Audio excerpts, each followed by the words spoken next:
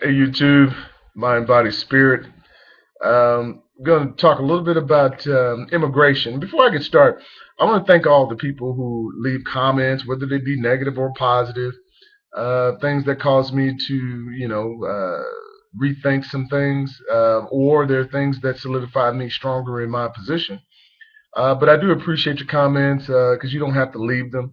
And I think it's cool that we're able to dialogue back and forth, and especially with issues that we don't agree. Because what I find is that to have true friendship with people, white, black, female, male relationships, is it's during the hard times. It's saying the things to people that they may not want to hear. Anyone can agree with each other and then call themselves friends, but it's during the times where we disagree, but yet we still can be friends. And so there are a lot of issues out there that friends never talk about because they're kind of taboo. We call ourselves friends, but they never talk about because they think that the friendship will be in jeopardy. But to me, that's not really a friendship if it's that fragile.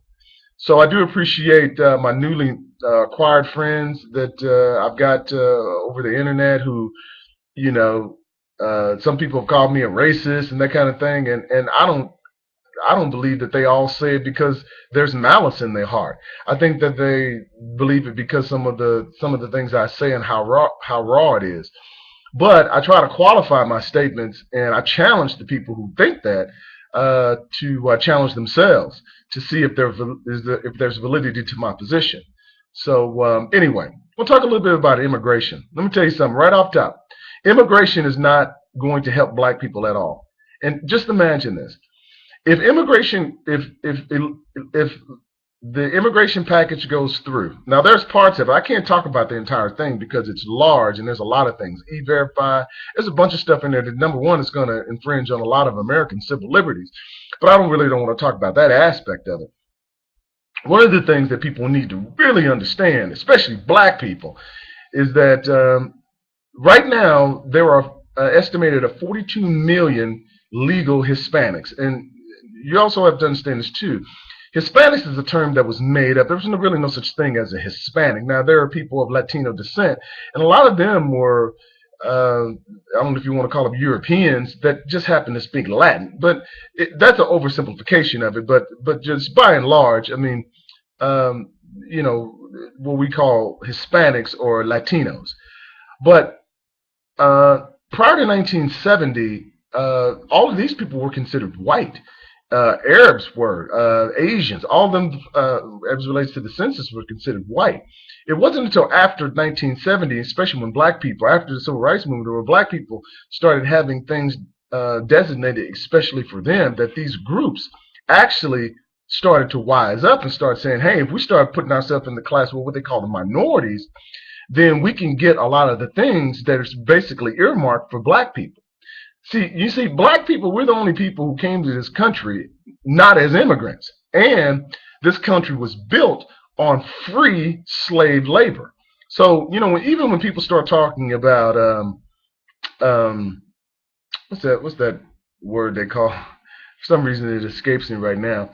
But, oh, reparations. Yeah. They start talking about reparations. Actually, it's the same thing as mitigation. I have friends that are attorneys. And to mitigate something is to bring back up equal, um, or to try to bring something back up equal. It's like if someone stole $1,000 from you or cost you $1,000 to business, you try to mitigate that and try to see if you can bring that back up to equal as much as you can. But this is something that's rooted in American society. They did it to the Indians. Like right now, they have special you know uh, liaisons to the White House and things who do things especially for the American Indians, the Jewish lobby or Jewish people. So this is not a new concept about repaying people for things which have been done. Now, I'm not talking about the Jews who were, killed or anything about by Americans, but what I'm saying is that all these groups of people, they ask for reparations for the things that are done to them in the past. And for some reason or another, when black people do it, they say, well, you just move on. In fact, no, black people need to be smart and say, no, there are things which were earmarked for us that we never did get. And I do believe that we need to be mitigated for that.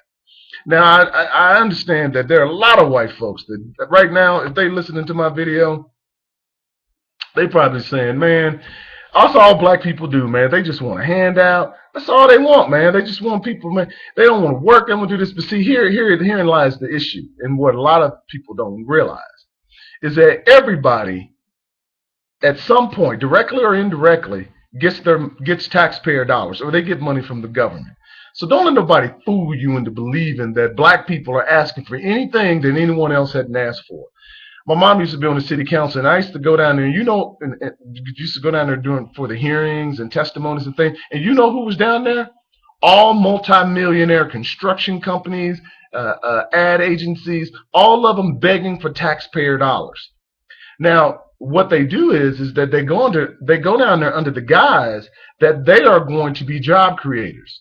Harley Davidson came here. They got all kind of tax abatements and all different types of things to move their businesses here. So when a lot of uneducated or ignorant people talking about black people asking for things, they're really speaking out of ignorance, because the fact of the matter is that it's not that the government's not going to give the money out to people. The question is who and for what purpose.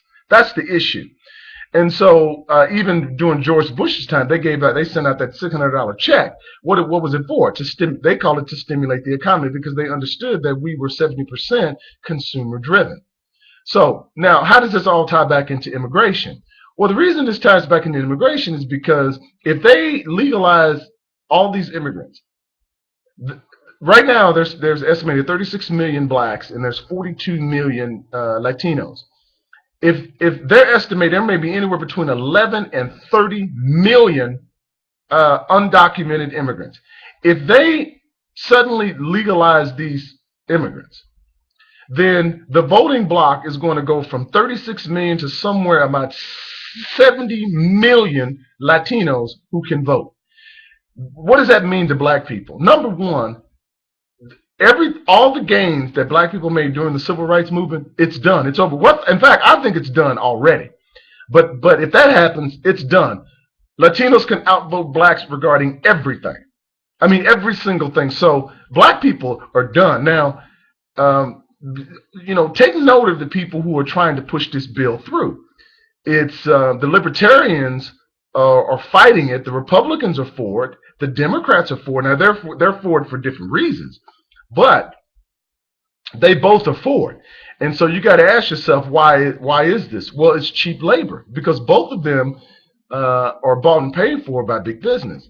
So you gotta take a real good look at the people who are advocating this thing. Now, I can say much more about this immigration thing, because there's so much to be said. But if I know people's attention span is not that long, but if you want to drop a comment, or you want to talk about it, dialogue with me about it, about certain things like that, that's my take on it. Again, there's so much more to be said about it, but just want to hit a little bit about hit on this immigration thing and let black people know this thing is not for you. And anyone who is trying to fight this immigration thing, I would be on their side. Peace out.